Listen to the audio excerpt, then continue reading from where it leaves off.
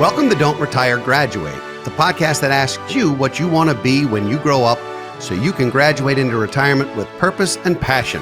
I'm your host and valedictorian, Eric Brotman. Welcome to Office Hours, where we answer listeners' questions about personal finance, retirement readiness, and more. We received a question from Morgan who asked, what's the difference between a fee-only and a fee-based financial advisor?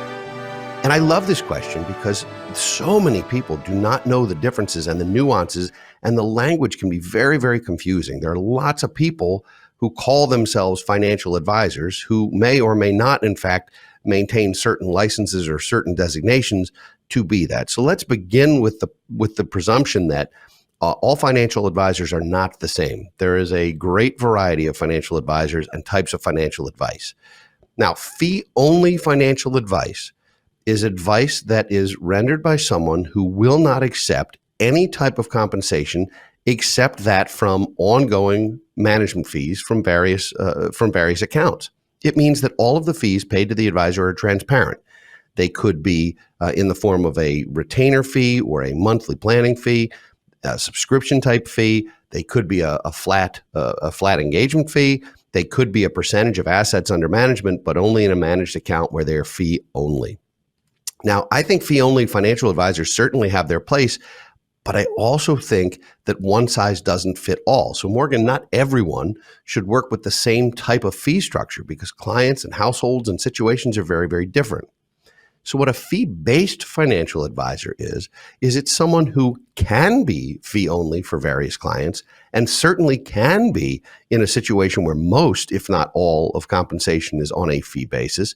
But there might be scenarios where sometimes it's in the best interest of the clients not to be on a fee basis. So for example, certain types of college savings plans might not allow for a fee-based option.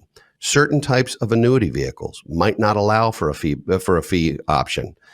Certain types of insurance products and other things might not work in a fee scenario. So I think it's important to understand that a fee-only advisor has one way to charge clients, and it's purely a fee for service or for asset management. In the fee-based world, there can be a greater variety of ways, and as long as there is transparency and communication and understanding, and when I say transparency, I don't mean disclosure. Disclosures are a disaster.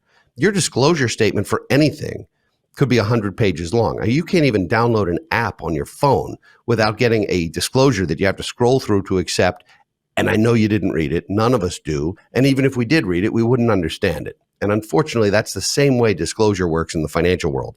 It's page after page after page of legalese, and it doesn't make a lot of sense. So when I say transparency, I mean honest, open communication about exactly how your advisor is being paid by any vendor, by any third party, in addition to whatever you see on your statements. I don't think there's a good or bad way for a financial advisor to charge for services. There really isn't. Some people think the word commission's a dirty word. I'm not sure it's a dirty word. I think when you don't disclose and share and communicate how that works, that it could feel sneaky. But there's nothing fundamentally wrong with it as long as everyone understands the way it works. So as a consumer, you may want to look at fee-based financial advisors, or you may want to look at a variety of advisors and figure out whether the fee-only relationship works for you. It might, and it might not. At BFG, we have some clients who are on a fee-only basis with us and others who are not. And it's based entirely on what the best scenario is for them. And we will offer a variety of different ways to do this, but ultimately it comes down to what's right for the client. So Morgan, your question's a good one. It is a challenge that the industry faces, is how to define compensation, how to disclose compensation. And we talked about disclosures, but as long as you have someone who is in your corner, who you can trust, who's a fiduciary, who's operating in your best interest at all times, I'm not sure that one compensation method is particularly better than another all of the time. So I hope I answered your question. It's a good one. It's a challenge. And I encourage you to kick the tires for, at a bunch of different advisory locations before you decide which team, which firm, which organization you're comfortable with. So great question, Morgan. And I hope I gave you some clarity. I thank you for sending it. If you'd like to send us a question we might answer in a future episode of Office Hours, post it on our Facebook page or tweet us at Brotman Planning. I'd like to thank all of you for listening and watching today. We'd love to hear from you, so please send us a message on social media or leave us comments at don'tretiregraduate.com. You can also leave ratings and reviews on your favorite podcast platform. Those are priceless to us. If you enjoy our show, share it with friends and family so they can join you on your journey to financial freedom. We'll be back next week with an engaging guest, and in 2 weeks with another episode of Office Hours. For now, this is your host, Eric Brotman, reminding you, don't retire, graduate.